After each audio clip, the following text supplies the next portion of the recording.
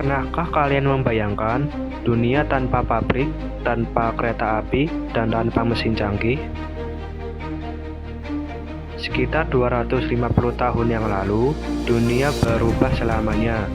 Sebuah era baru dimulai, yang mengubah cara kita bekerja, hidup, dan berinteraksi.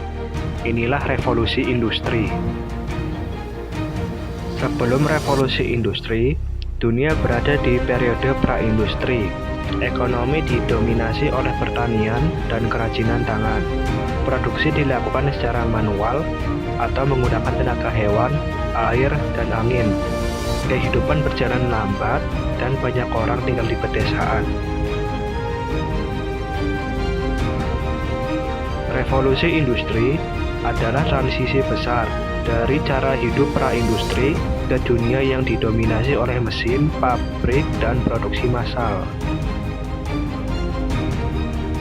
Revolusi industri tidak terjadi sekali saja, melainkan serangkaian gelombang perubahan besar. Kita mengenalnya sebagai 4 gelombang utama, dan kini memasuki gelombang kelima. Revolusi industri 1.0. Ini adalah revolusi pertama yang dimulai di Britania Raya, ditandai dengan penggunaan tenaga uap dan mekanisasi produksi. James Watt yang menyempurnakan mesin uap memungkinkan pabrik beroperasi jauh lebih efisien.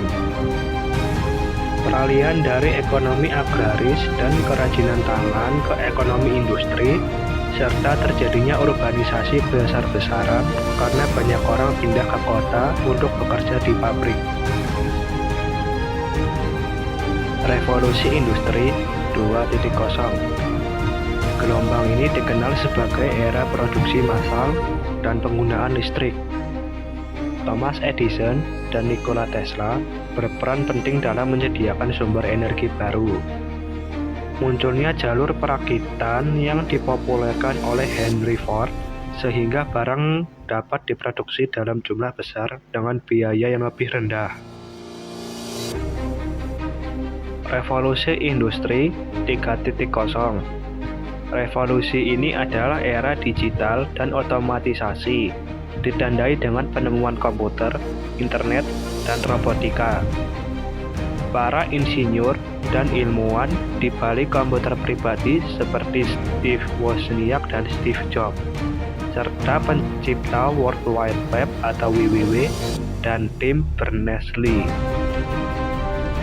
Penggunaan komputer untuk mengontrol mesin pabrik yang mengurangi ketergantungan pada tenaga kerja manusia dan meningkatkan presisi. Revolusi industri 4.0.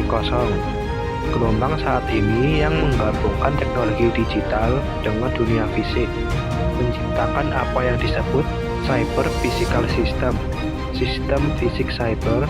Contohnya adalah Internet of Things, IoT, kecerdasan buatan, AI, dan data besar, Big Data. Ini adalah revolusi kolektif, bukan dari satu penemu tunggal.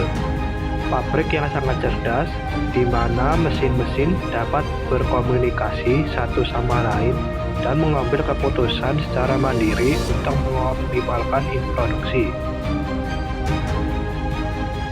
Revolusi industri 5.0. Gelombang ini masih dalam tahap perkembangan, fokus pada kolaborasi antara manusia dan robot cerdas. Tujuannya adalah menciptakan solusi yang lebih personal dan berkelanjutan. Mesin robotik yang bekerja sama dengan manusia untuk meningkatkan kreativitas, efisiensi, dan personalisasi dalam produksi. Tentu saja, setiap perubahan besar membawa dampak positif dan negatif. Mari kita bahas dampak positif terlebih dahulu. Produksi barang menjadi lebih cepat dan murah, sehingga ketersediaan produk meningkat. Inovasi teknologi terus berkembang, yang menciptakan penemuan-penemuan baru di bidang komunikasi dan transportasi. Selain itu, munculnya kelas menengah baru dan peningkatan taraf hidup bagi sebagian orang. Namun, ada juga dampak negatif yang signifikan. Kondisi kerja di pabrik seringkali sangat buruk, dengan jam kerja yang panjang dan upah rendah. Banyak pekerja, termasuk anak-anak, dipaksa bekerja di lingkungan yang tidak aman. Lingkungan juga terdampak dengan polusi udara dan air dari pabrik-pabrik. Selain itu, kesenjangan sosial antara si kaya dan si miskin semakin melebar. Revolusi industri adalah babak penting dalam sejarah manusia. Meskipun membawa banyak tantangan, warisan inovasinya terus membentuk dunia kita hari ini. Dari smartphone yang kita gunakan hingga mobil yang kita kendarai, semua berangkat dari era perubahan besar itu. Terima kasih telah menonton, dan sampai jumpa.